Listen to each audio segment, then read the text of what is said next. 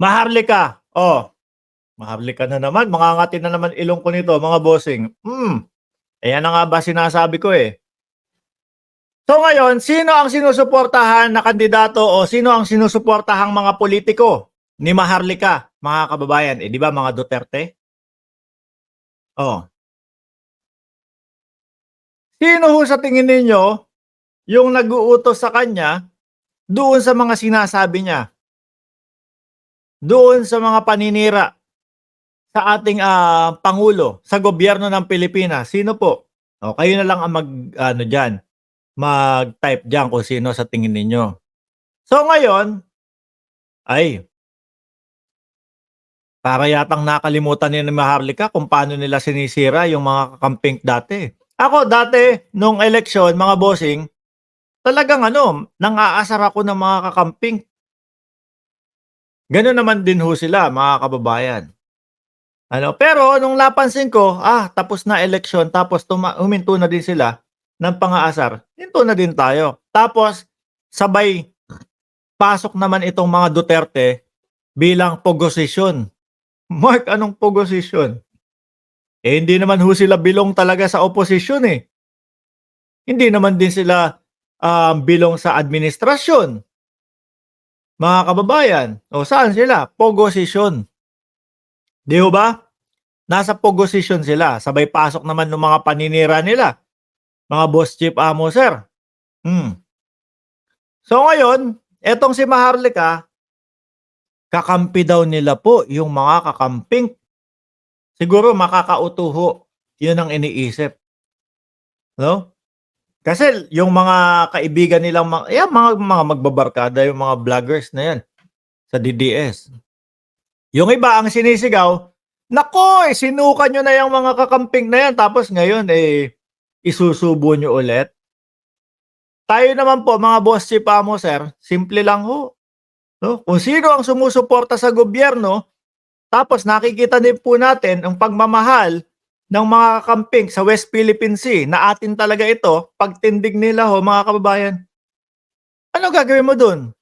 Susuportahan ng isa't isa, mga bossing. Siguro naiisip nila, naku, yari tayo. Yung 31 million ni Bongbong Marcos nung siya ay nanalo, bawasan mo, sabihin mo na ng 11 million, 'no? O ayan, laki ng binawas ko, Dapat nga 5 million lang. Sabihin mo ng 11 million ang ibawas dun sa 31 million, mga kababayan. Yun po yung mga DDS, ang laki niyan. Kaso, dahil po sa nakikita natin na pagsuporta at nakikita ng mga kakamping kung ano po yung tinatrabaho at yung mga trabaho at, kung paano, 'no, mamuno bilang presidente si PBBM, sinusuportahan po nila, mga kababayan. Siguro kinakabahan itong, mga Duterte, 'no, 'pag nagsanib ang kakamping, at ang administrasyon, laglag ang mga tuka nitong mga ito, mga kababayan. Eh, siyempre yung kay VP Sara, imposible naman din pong ano yun, hindi mabawasan yun. Ako, isa na din ako sa hindi boboto dun, 'di ho ba? Mababawasan din ho yun, mga kababayan, kaso walang pangarga, walang pangkarga na puwedeng sumama sa kanila. Kaya siguro, "Maharlika, manawagan ka sa mga kakamping." Sabihin mo kakampi natin sila. "Tayo ang tunay na kakampi nila." Sabihin mo. Nanawagan naman yung ano, Ale. Ayun, pinagtawanan ho ng mga kakamping, mga kababayan. Ang sagot ho sa kanya ano, "Akala mo ba nakakalimutan namin kung ano yung ginawa niyo dito sa kakalaya lang, sa kakaakwit lang na si Senator Leila de Lima? Akala niyo makakalimutan namin yun? Akala niyo makakalimutan namin yung panggigipit nung nakaupo ang Vice Presidente, dating Vice Presidente na si Leni Robredo? Gipit sa budget, sa et cetera, kaya yun ang tayo po mga kababayan, pati tayo ang tingin natin, walang ginawa yung Ale, ano? Pero nakikita natin kung ano yung panggigipit palang ginawa sa kanya. Kaya wag kayong maaasa, 'no, na makukuha niyo yung mga boto nung kakamping sa 2025. Naku po, ang isa ko pong nakikita dito mga kababayan, kung meron man siguro posible pa na may bumotong government supporter sa kanila. Pero hinding-hindi po ang kakamping, mga kababayan. Hinding-hindi po ang kakamping, napakalabo po nun, mga bossing. Lalo na nalaman nating lahat na hindi pala tumindig o hindi pala ipinaglaban ng dating Pangulong Duterte ang West Philippine Sea, mga kababayan.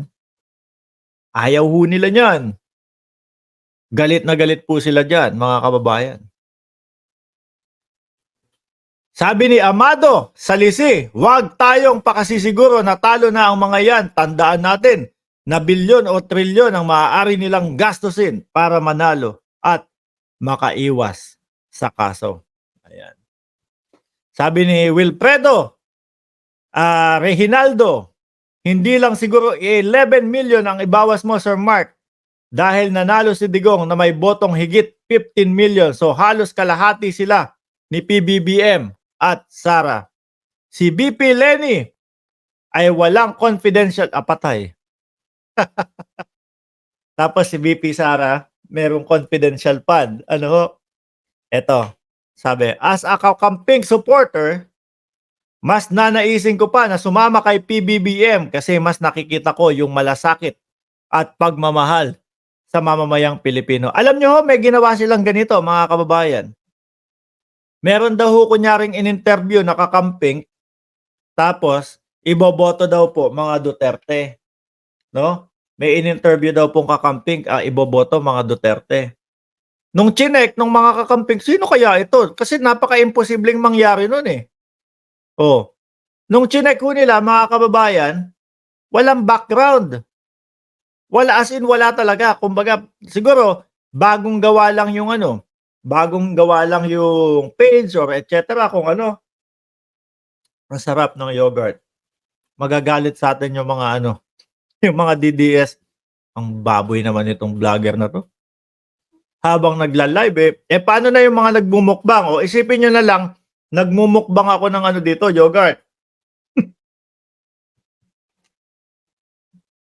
Oh, saan na ba tayo? Kaya yung iniisip nila na kesyo mga kakamping daw iboboto sila. Wala yan.